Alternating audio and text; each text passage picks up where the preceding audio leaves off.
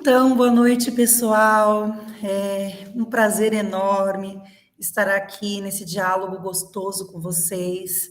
É sempre maravilhoso dialogar um pouquinho sobre a formação, os processos pedagógicos. Me senti imensamente feliz com o convite das meninas, né?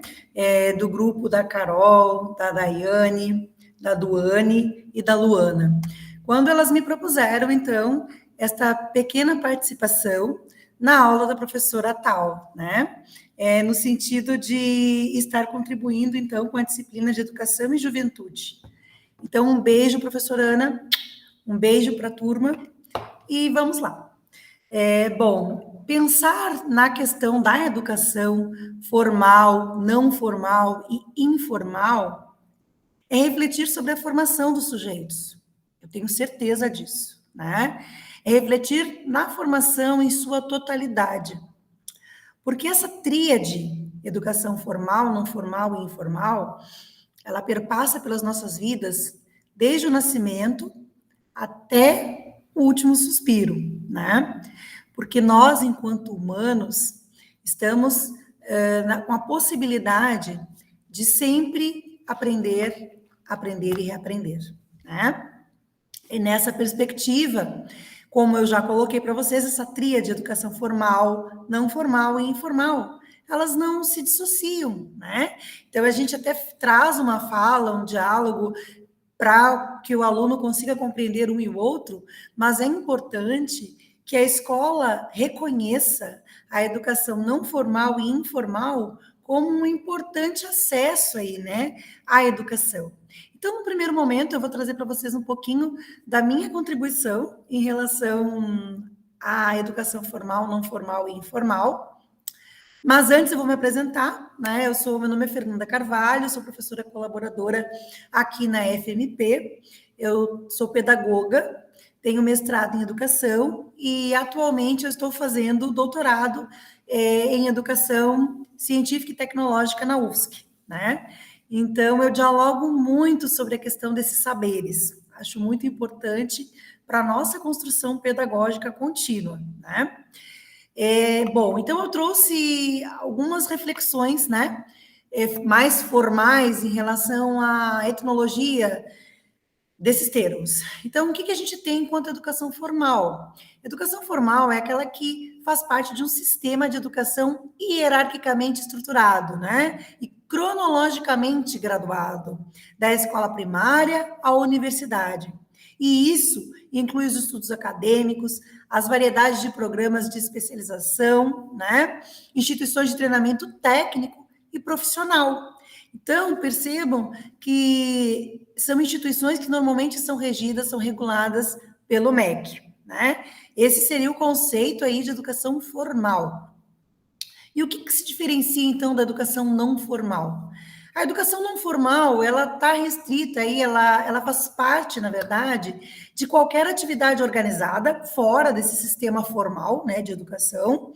Ela opera separadamente ou como parte de uma atividade mais ampla, né, e que pretende servir a clientes previamente identificados com aprendizes, né, e que possuem objetivos de aprendizagens. E aí eu posso trazer alguns exemplos para vocês, como ONGs, associações de mães, pais e mestres, organizações que fazem parte de um grupo, por exemplo, que pertence a uma determinada instituição religiosa. O próprio Alcoólicos Anônimos pode ser considerado também como parte de uma educação não formal. E aí, esse conceito ele é muito importante porque ele vai trazer essa relação da sociedade também, enquanto processo formador. A sociedade, ela é formadora, ela participa, ela pode sim desenvolver um planejamento, ter uma ação transformadora, ainda que não tenha um regimento regulamentado pelo MEC, né? E aí a gente tem aí, então, a educação, esse exemplo, né, de educação não formal. Bom, dialogamos, então, sobre a formal, instituições de ensino regulamentadas, a não formal, e agora a informal, que eu, enquanto pedagoga, enquanto alguém que pensa nessa formação dos sujeitos e na minha formação como algo constante, considero a educação informal aquela que é a transformadora, né? É aquela que, de fato, vai fazer sentido na aprendizagem do aluno. Por quê? Porque ela está ali nesse processo de desenvolvimento do nascimento até o fim da vida, né? Que é a educação através dos espaços, né? A educação informal, que tem, então, né, como princípio, o processo realizado ao longo da vida e que cada indivíduo adquire atitudes, valores, procedimentos, conhecimentos da experiência cotidiana e das influências educativas do seu meio. E isso, galera, eles vão ter através do quê? Da família, no trabalho, no lazer, nas atividades diversas e nas mídias de massa.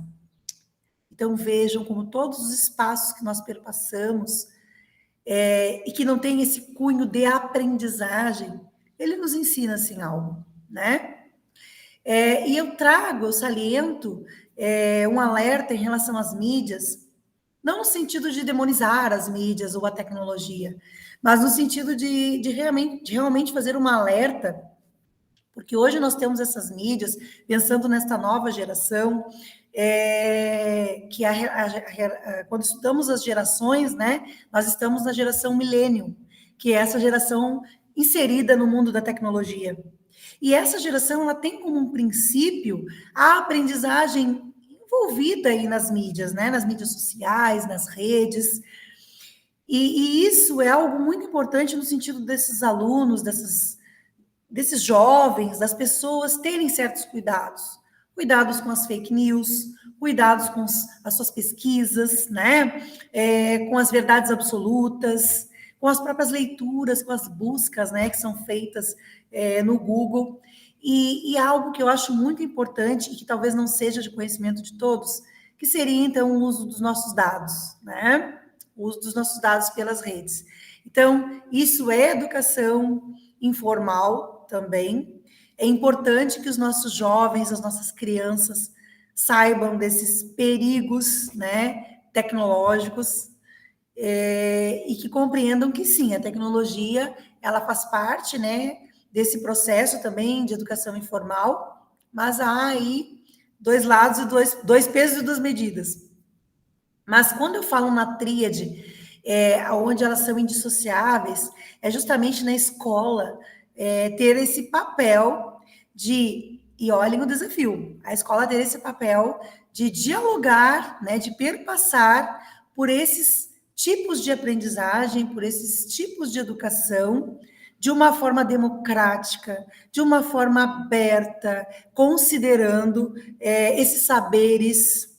Então, se hoje nós temos os saberes científicos, né, pensando num contexto histórico, lá pelo século XVI, XVII, nós tínhamos muito a questão do conhecimento baseado no conceito religioso, né? Um conhecimento com base mais iludista, não tão científica. E aí isso se quebra, né, com a Revolução Industrial e com vários fatores, e aí entra a questão do conhecimento científico e entra a ciência como um saber fundamentado, experimentado, um saber exato. E hoje o que a gente percebe é que esses saberes, enfim, religiosos, místicos, eles são desconsiderados. E, na verdade, eles são saberes, eles não deixam de ser saberes. Eles são saberes não científicos, mas eles não perdem a sua objetividade, a sua importância. E, nesse sentido, a escola ela deve trabalhar para valorizar esses saberes de diferentes culturas, de diferentes lugares, diferentes espaços, né?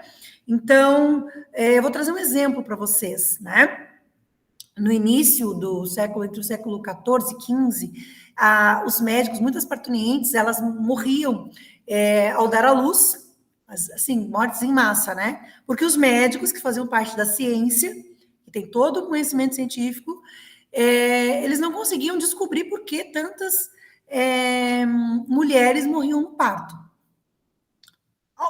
tivemos aí vários pesquisadores, etc., até que um determinado estudioso, que agora eu não tenho nome para passar para vocês, ele, filósofo, ele começou a desconfiar da questão da higiene das mãos.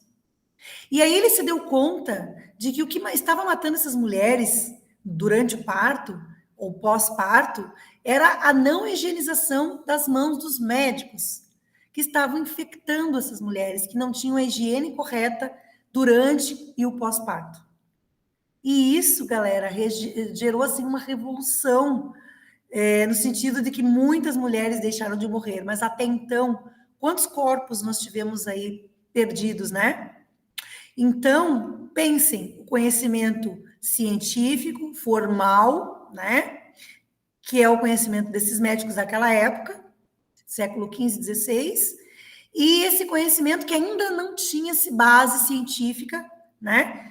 Dessa questão de higienização das mãos, por questões de micróbios e bactérias, vírus, infecções de vários tipos, né? E aí, claro que mais à frente a ciência consegue provar que esse conhecimento empírico, esse conhecimento não formal, ele é sim um conhecimento científico também, né? E por que eu trago esse exemplo?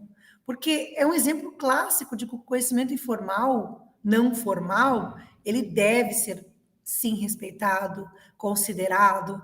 E aí eu não estou, eu trago um alerta que aqui, nesta fala, não é uma negação à ciência, a ciência é extremamente importante e necessária, né? O conhecimento formal, ele é transformador e extremamente necessário para que as sociedades mudem o seu status quo, a sua forma de ver o mundo, né? A sua trajetória de vida, a sua construção de história, mas ele não é o único, né? Então, é importante que a escola, que o nosso trabalho pedagógico, ele caminhe para que esses alunos, ao passo que vão construindo, né, esse conhecimento formal, elaborado cientificamente, regulamentado pelo LDB, pelo MEC, né?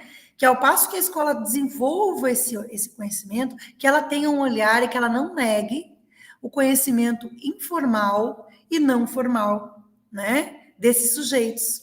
Porque no momento em que o nosso aluno fizer uma relação desse conhecimento informal com o conhecimento formal que o educador traz, através de exemplos simples, mas efetivos, ele aí sim vai ter efetivado a aprendizagem. E eu garanto para vocês que quando a aprendizagem é significativa, a gente não esquece mais, né? E aí esse diálogo, ele é muito importante porque ele respeita esse aluno da EJA, da educação de jovens e adultos, no sentido de que é um aluno que tem uma construção, tem um conhecimento, ele vive num mundo letrado, então ainda que ele não esteja alfabetizado, ele vive num mundo letrado, ele tem sim um conhecimento prévio de vida, né, daquilo que foi vivido, experienciado. E quando nós trabalhamos estas questões dentro da nossa perspectiva pedagógica, né, no conhecimento formal, nós estamos valorizando e enriquecendo, né, esse contexto da educação de jovens e adultos. Estamos valorizando e respeitando o nosso aluno da EJA, que é a base essencial da educação de jovens e adultos. E tudo isso que eu falei, eu trouxe aí vários autores, tá, pessoal? Eu trouxe Gadotti, eu trouxe Streck, Danilo Streck, que foi um maravilhoso, um professor meu de mestrado, que escreveu livros sobre educação popular, ele traz esses diálogos. Então, depois eu posso estar passando para vocês algumas referências, né? Eu vou parar por aqui, porque eu me estendo mesmo, é um assunto que eu gosto muito, com muito carinho que eu venho aqui dialogar com vocês, né? Enfim, queria muito estar de uma forma aí trocando, fazendo um bate-papo com a professora Ana Taú, com a turma, porque é um assunto que ilumina, né, e aquece os nossos corações. Acho que é muito importante e parabéns por vocês estarem fazendo esse trabalho maravilhoso, tá? Então é isso, beijos, estou à disposição de vocês aqui na FMP. Meu carinho, certo? Seguimos.